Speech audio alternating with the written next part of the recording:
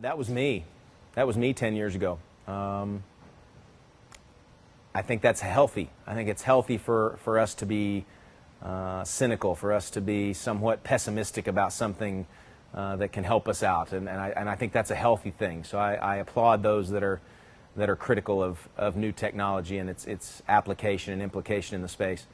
However, unfortunately, that in our world, the science in my profession is fallen grossly behind the practice. We're doing things now at Michael Johnson Performance that have very little, or in some cases no, research, quote unquote, basis.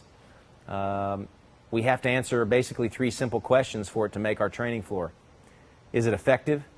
Is it efficient? And is it ethical? If it matches all 3 of those things, and it's got to match all 3, then we say yes to it being on our training space. There's a lot of gimmicks out there that are very, very effective, that are not very ethical, even though they're very efficient. Those things don't make it to our training floor, and I think we all know some of those things that are out there. There's even more gimmicks out there that are not effective at all, that even though they're highly efficient and ethical, they still somehow permeate into certain training space. If it doesn't answer all 3 questions for us, it doesn't exist here.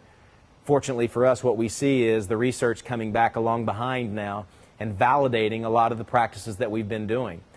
It's also coming back, and the research is helping us tweak or modify or specialize or adjust the things that we've been doing to make them better. So without research to validate some of these things or to help guide us moving forward, we're dead in the water. However, I'm also dead in the water if I'm waiting for a researcher to tell me that PowerVibe works. I've got 15,000 training sessions just last year alone. That's enough proof for me that PowerVibe is working. Usually the first aha moment for people when they do vibration training on the PowerVibe is this sense of kind of neural reloading or this rebooting. It's kind of like hitting Control-Alt-Delete on your computer.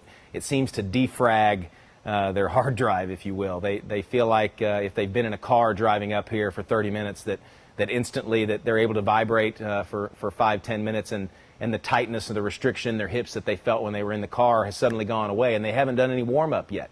Others of them, there's a mental component to it, and we don't discount that at all, that there's something to opening the session on the vibration that gets them in a mental state of preparatory work that gets them better prepared for what's going to follow. So there's some mental side to that too. What we've noticed with some of our younger athletes, when their time is limited when they come in, they're only here for an hour and a half. We don't have time to take them through this exhaustive 20-minute thermoregulation CNS prep sequence. We've got to get them into training very, very quickly.